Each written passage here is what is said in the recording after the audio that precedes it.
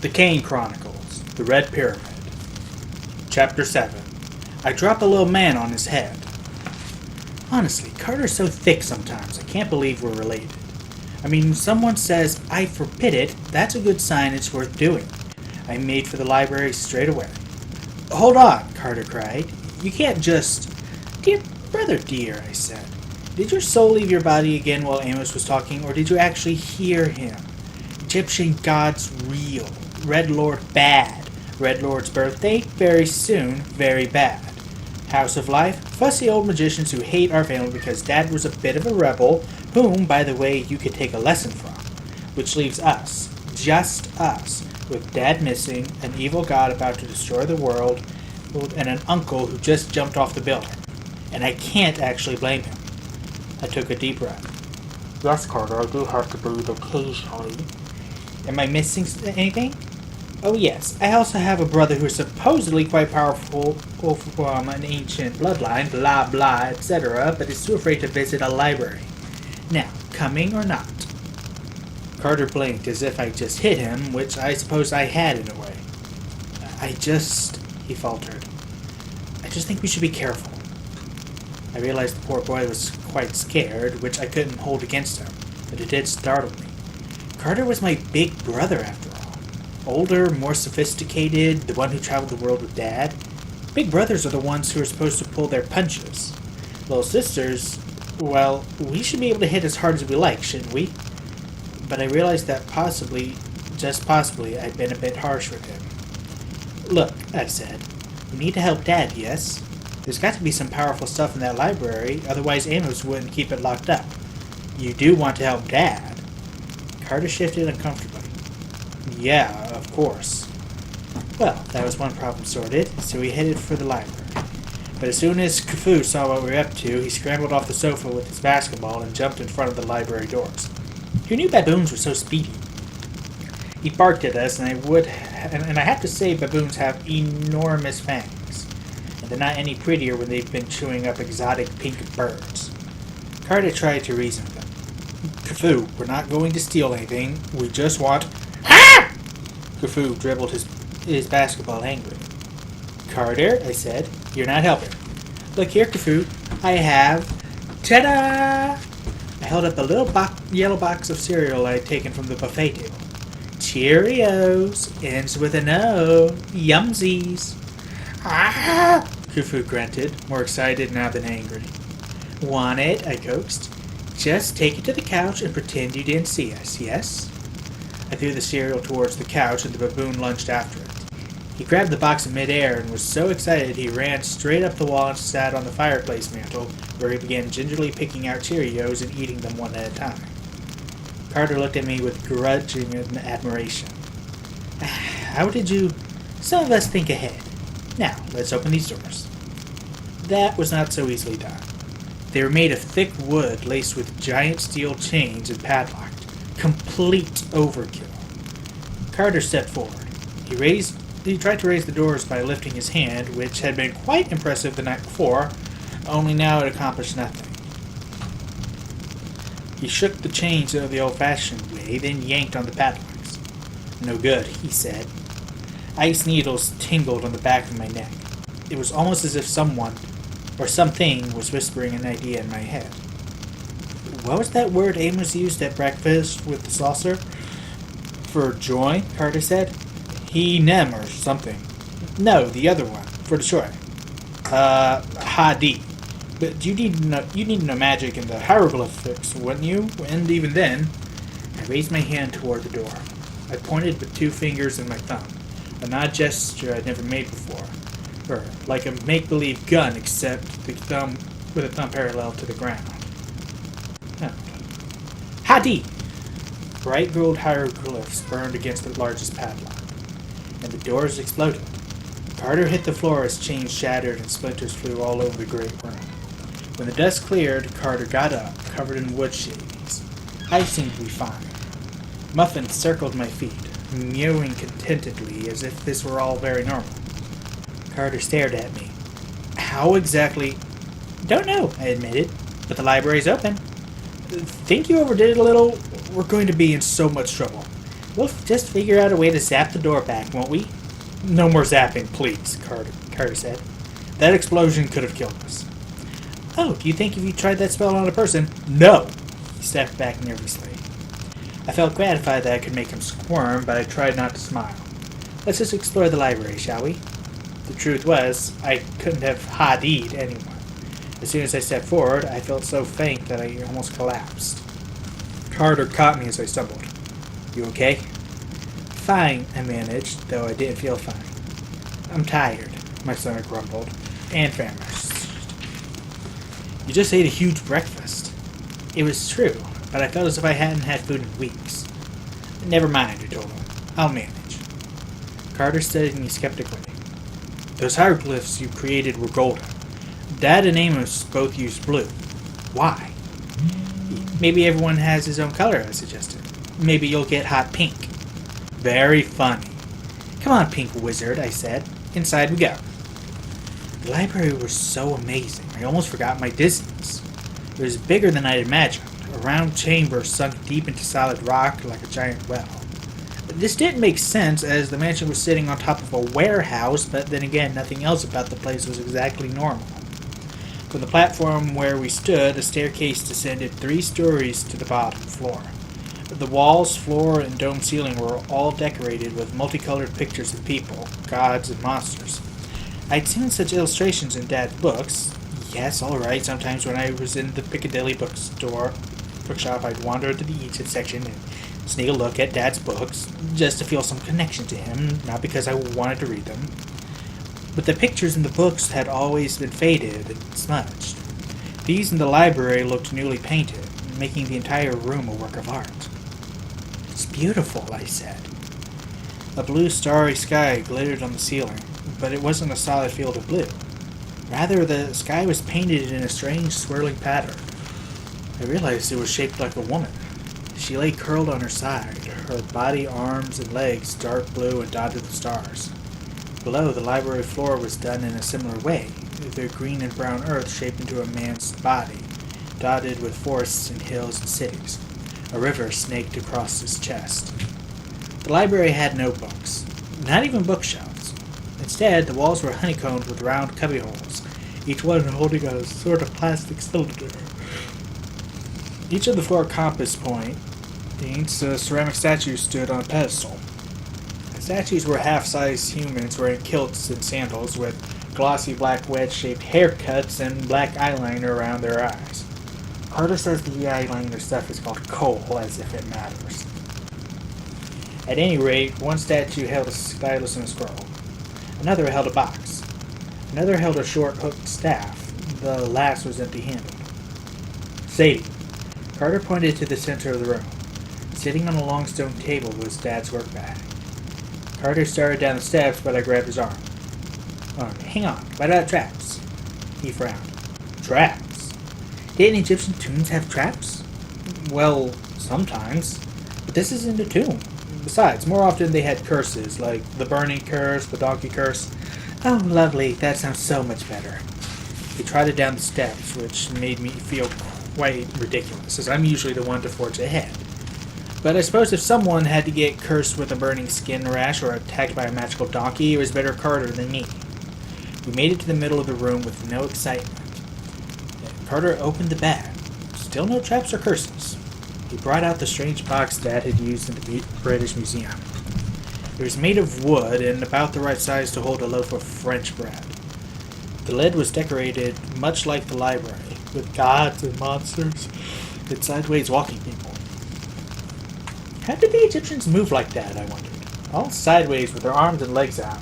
It seems quite silly. Carter gave me one of his, God, you're stupid looks. They didn't walk like that in real life, Sadie. Well, why are they painted like that then? They thought paintings were like magic. If you painted yourself, you had to show all your arms and legs. Otherwise, in the afterlife, you might be reborn without all your pieces. Then the sideways faces? They never look straight at you. Does that mean they'll lose the other side of their face? Carter hesitated. I think they were afraid the picture would be too human if it was looking right at you. It might try to become you. So, is there anything they weren't afraid of? Little sisters, Carter said. If they talked too much, the Egyptians threw them to the crocodiles. He had me for a second. I wasn't used to him displaying a sense of humor. Then I punched him. Just open the bloody box. The first thing he pulled out was a lump of white gunk. Wax, Carter pronounced. Fascinating. I picked up a wooden stylus and a palette with small indentions in its surface for ink, then a few glass jars of the ink itself, black, red, and gold. And a prehistoric painting set. Carter pulled out several lengths of brown twine, a small ebony cat statue, and a thick roll of paper. No, not paper, papyrus. I remember Dad explaining how the Egyptians made it from a river plant because they never invented paper. The stuff was so thick and rough it made me wonder if the poor Egyptians had to use toilet papyrus. If so, no wonder they walked sideways. Finally, I pulled out a wax figure. Ew, I said. He was a tiny man, crudely fashioned, as if the maker had been in a hurry. His arms were crossed over his chest, his mouth was open, and his legs were cut off at the knees. A lock of human hair was wrapped around his waist. Muffin jumped on the table and sniffed the little man. She seemed to think he was quite interesting. There's nothing here, Carter said. What do you want? I asked. You got wax, some toilet papyrus, an ugly statue? Something to explain what happened to Dad. How do we get him back? Who was that fireman who he summoned? I held up the wax man. You heard him, little warty little troll. Tell us what you know. I was just messing about, but the wax man became soft and warm like flesh. He said, I answer the call. I screamed and dropped him on his tiny head. Well, can you blame me? Ow! He said. Muffin came over to have a sniff, and the little man started cursing in another language, possibly ancient Egyptian. When that didn't work, he screeched in English, Go away! I'm not a mouse! I scooped up Muffin and put her on the floor. Carter's face had gone as soft and waxy as the little man's. What are you? He asked. I'm a Shopti, of course. The figurine rubbed his dented head. He still looked quite lumpish, only now he was a living lump. Master calls me Doughboy, though I find the name insulting. You may call me Supreme Force who crushes his enemies. All right, Doughboy, I said. He scowled at me, though it was hard to tell with his mashed-up face. You weren't supposed to trigger me. Only the Master does that. The Master meaning Dad, I guess. Julius King. That's him, Doughboy grumbled. Are we done yet? Have I fulfilled my service? Carter stared at me blankly, but I thought I was beginning to understand. So, Doughboy, I told the lump, you were triggered when I picked you up and gave you a direct order. Tell us what you know. Is that correct? Doughboy crossed his stubby arms. You're just toying with me now. Of course that's correct. Only the Master is supposed to be able to trigger me, by the way. I don't know how you did it, but he'll blast you to pieces when he finds out. Carter cleared his throat. Doughboy, the Master is our dad, and he's missing. He's been magically sent away somehow, and we need your help. Master is gone? Doughboy smiled so wildly I thought his wax face was split open.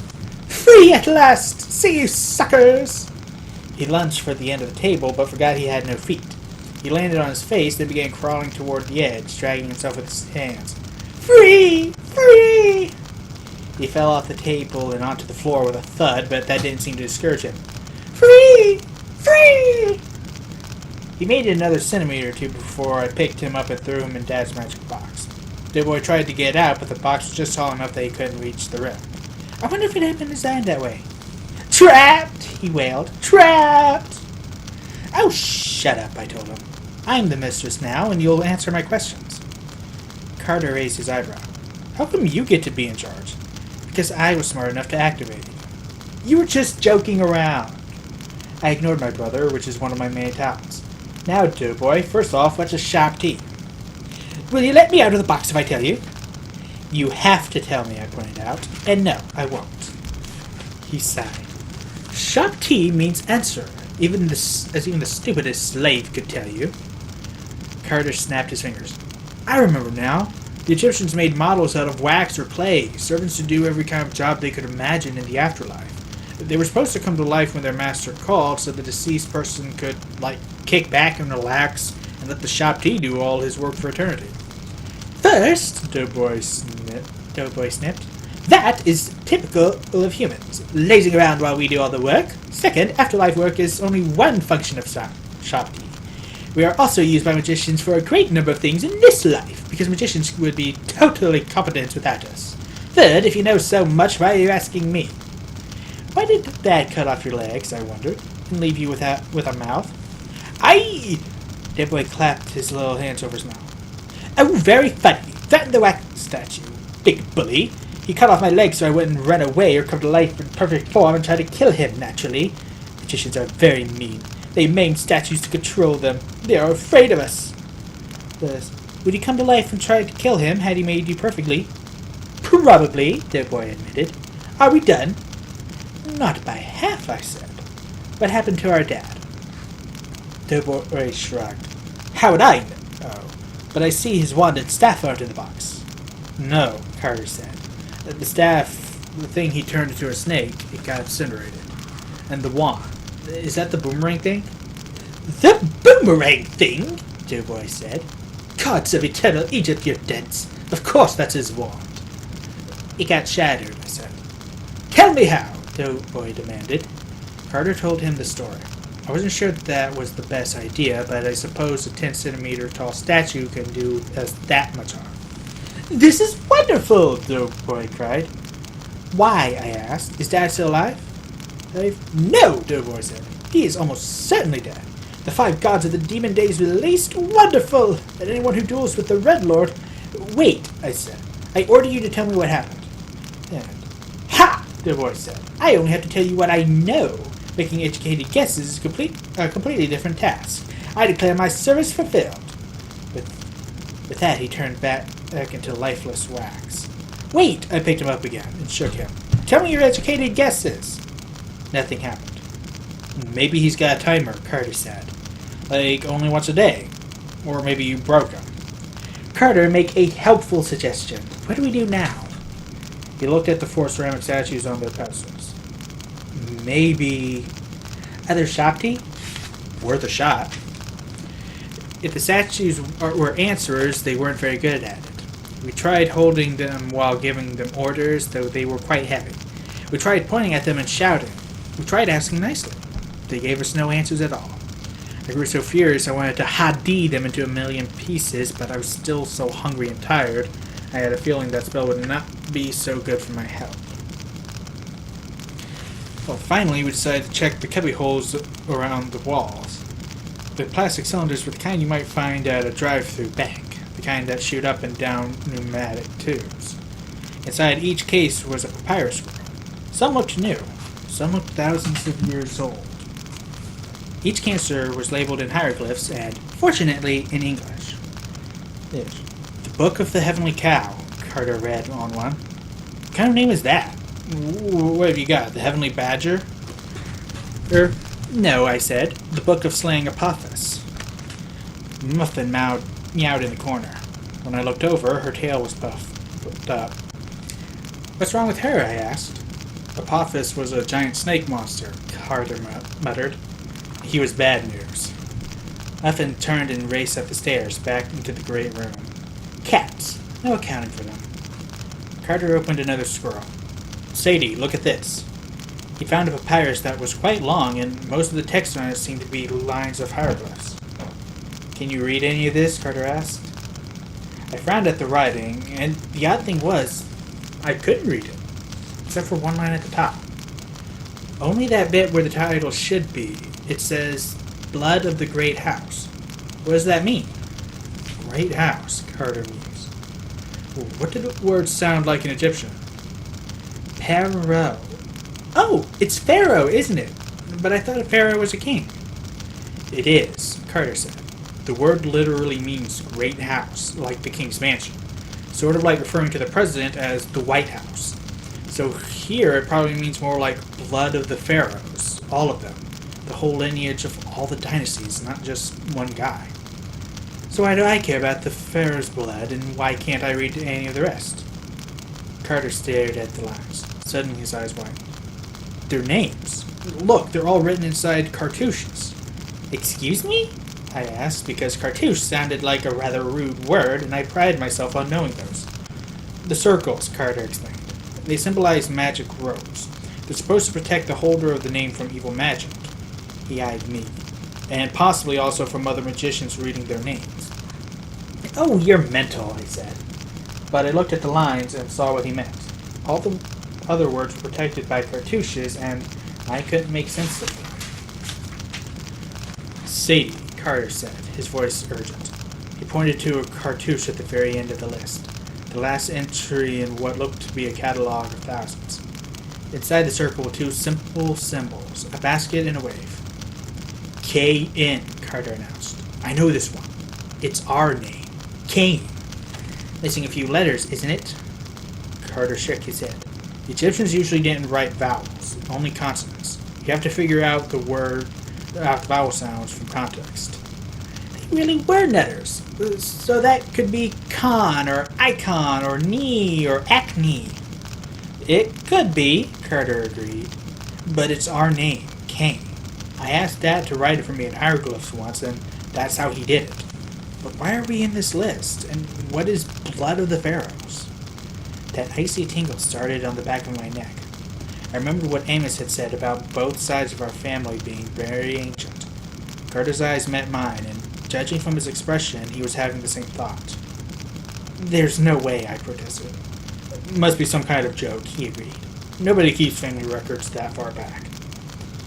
I swallowed, my throat suddenly very dry. So many odd things happened to us in the last day, but it was only when I saw our name in that book that I finally began to believe all this mad Egyptian stuff was real. Gods, magicians, monsters, and our family was tied to it. Ever since breakfast, when it occurred to me that Dad had been trying to bring Mom back from the dead, horrible emotion had been trying to take hold of me. And it wasn't dread. Yes, the whole idea was creepy, much creepier than the shrine my grandparents kept in the hall cover to my dead mother. And yes, I told you I try not to live in the past, and nothing could change the fact that my mom was gone. But I'm a liar. The truth was, I'd had one dream ever since I was 6, to see my mom again. To actually get to know her, talk to her, go shopping, do anything. Just be with her once so I could have a better memory to hold on to. The feeling I was trying to shake was hope. I knew I was setting myself up for a colossal hurt. But if it really were possible to bring her back, then I would have blown up any number of Rosetta Stones to make it happen. Let's keep looking, I said. After a few more minutes, I found a picture of some animal-headed gods, 5 in a row, with a starry woman figure arching over them protectively like an umbrella. Dad had released 5 gods. Carter, I called. What's this then? He came to have a look and his eyes lit up. That's it, he announced. These 5 up here and their mother, Nut. I laughed. A goddess named Nut? Is her last name Case? Very funny, Carter said. She was the goddess of the sky. He pointed to the painted ceiling, the lady with the blue star-spangled skin, same as in the scroll. So what about her, I asked. Carter knit his eyebrows. Something about the demon days. It had to do with the birth of these 5 gods, but it's been a long time since Dad told me the story. This whole scroll is written in hieratic, I think. It's like hieroglyph cursive. Can you read it? I shook my head. Apparently, my particular brand of insanity only applied to regular hieroglyphs. I wish I could find the story in English, Carter said. Just then, there was a cracking noise behind us. The empty-handed clay statue hopped off his pedestal and marched toward us. Carter and I scrambled to get out of the way, but he walked straight past us, grabbed a cylinder from its cubbyhole, and brought it to Carter. It's a retrieval shop tea, I said. Like a librarian. Carter swallowed nervously and took the cylinder. Thanks. The statue marched back to his pedestal, jumped on, and hardened again to regular clay. I wonder... I faced the shop tea. Sandwich and chips, please! Sadly, none of the statues jumped down to serve me. Perhaps food wasn't allowed in the library. Carter uncapped the cylinder and unrolled the papyrus. He sighed with relief. This version is in English. As he scanned the text, his frown got deeper. You don't look happy, I noticed. Because I remember the story now. The 5 gods. If Dad really released them, it isn't good news. Hang on, I said. Start from the beginning. Carter took a shaky breath. Okay, so the sky goddess Nut was married to the earth god Geb.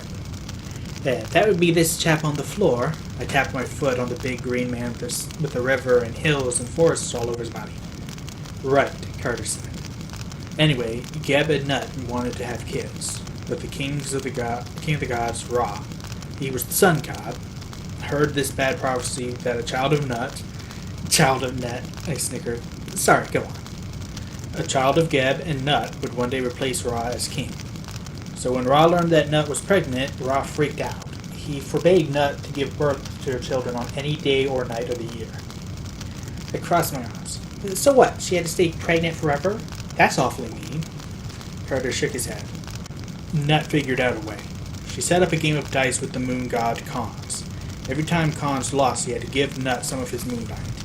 He lost so many times, Nut won enough moonlight to create 5 new days and tag them on to the end of the year. Oh, please, I said.